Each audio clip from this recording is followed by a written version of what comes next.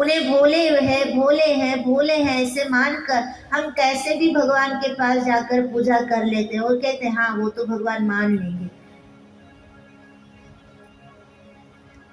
उनका नाम भोलेनाथ है, वो स्वभाव से भोले नहीं, वो सब कुछ जानते हैं कि हम कैसा भाव लेकर जाते हैं, हम कैसे होकर जाते हैं, हम कैसा दिखावा करते हैं।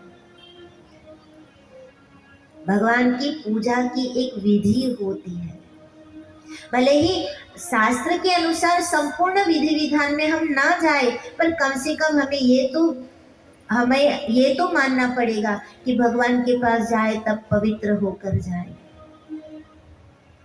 एक प्रश्न मैं आपसे पूछूं, जवाब दोगे? पूछूं? कोई हाँ नहीं करना। आप जब मेकअप करते हो, ब्यूटी पार्लर की बात छोड़ो, आप घर में जब अपने आप को तैयार करते हो तो आप कोई भी चीज कहीं भी लगा लेते हो? नहीं ना। आप लिपस्टिक को होठ के ऊपर ही लगाओगे, काजल को आंख में ही लगाओगे, बिंदी यहाँ पे ही लगाओगे, मांग सजाओगे तो यहीं सजाओगे, है ना। तो जो चीज जहां जचती है वहीं आप लगाओगे। ऐसा तो नहीं है कि काजल को आपने गाल पे लगा लिया, लिपस्टिक को आपने आंख में लगा ली। तो इतनी समझदारी हम लोग में है कि जो चीज जहां अच्छी लगे, जहां के लिए है वहीं लगानी चाहिए। तो भगवान की पूजा में ये सावधानी हम क्यों नहीं रखते?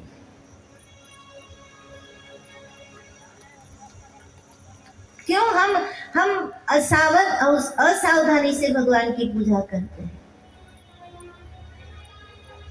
जबकि ब्राह्मण पूजा करवाते हैं तब एक एक विधि विधान हमको बोल बोल कर करवाते कि हाथ में पानी लो, अब ऐसे चढ़ाओ, आचमन भगवान के मुख के ऊपर करना रहता है।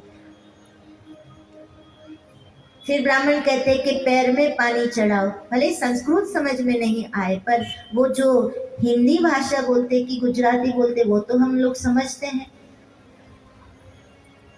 पर वो बोलते रहते हैं और करते रहते हैं। आंख का पानी पैर में, पैर का पानी मुख में।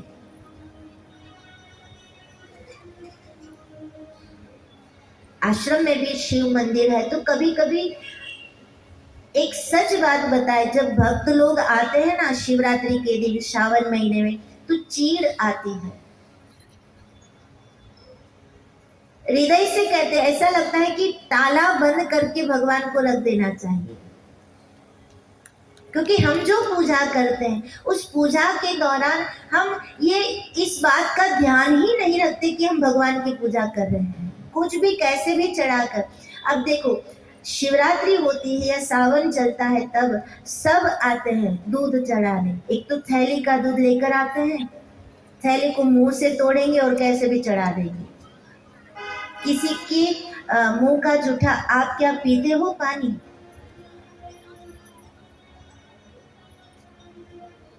प्लास्टिक की बोतल में दूध लेकर आएंगे, प्लास्टिक की बोतल से ही चढ़ा देंगे। अगर भगवान साक्षात बैठे होते ना तो अपने आप को रूम में बंद करके बैठ जाते शिवरात्रि के दिन। सचमुच ये समझने की बात है। ब्राह्मण कहते हैं कि अबीर चढ़ाओ, गुलाल चढ़ाओ, सिंदूर चढ़ाओ, चंदन चढ़ाओ, तो हम हाथ में से लेकर ऐसे जैसे थोपते हैं भगवान के ऊपर। प्रेम से होनी चाहिए पूजा, और पूजा होने के बाद भगवान सुंदर दिखने चाहिए। पर आप ही देखना पूजा करने के बाद भगवान की हालत कैसी होती है, और वो सब करने वाले भी हम लोग ही हैं, कोई दूसरा नहीं है। हम तो पूजा करके निकल जाते हैं, फिर पुजारी को पूछना कि हालत कैसी होती है। कैसे भी दूध चढ़ाओ, कैसे भी पंचामृत चढ़ा लेते हैं, कैसे भी अबीर गुलाल चढ़ा लेते हैं, कैसे भी दीपक जलाकर चले जाते हैं। पूजा का एक विधान है। हमारी पूजा सफल नहीं होती क्योंकि हमारी पूजा में विधान नहीं है, और सबसे बड़ी गलती ये होती है कि पूजा में भाव नहीं है। ये तो सब करते हैं, एक बकरी गड्ढे में गिरी तो सबको गिरना है,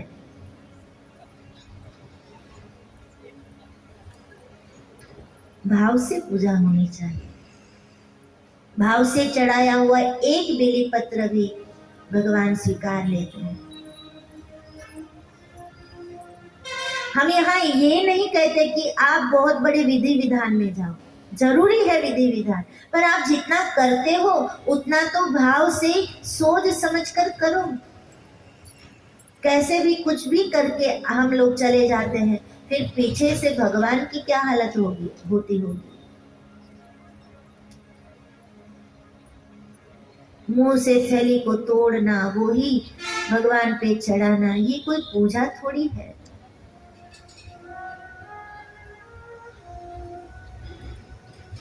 सबसे पहला विधान तो ये है पूजा का कि भगवान शिव जी का दूध से जब हम अभिषेक करते हैं तो गौ माता के दूध के अलावा कोई दूध चढ़ता नहीं है भगवान को।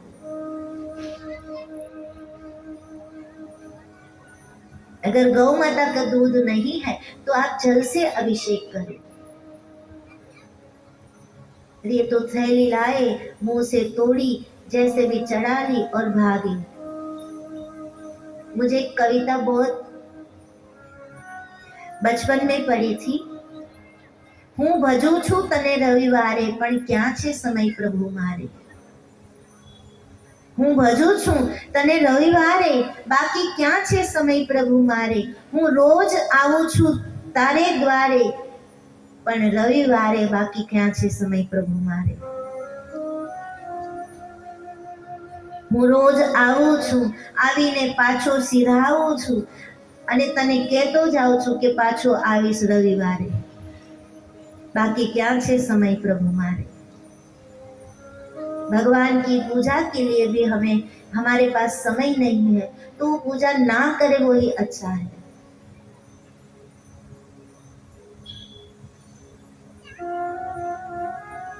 तो यहाँ पर शिव पुराण में शिवलिंग पूजा की एक विधि बताई है कि कैसे पूजा करनी चाहिए।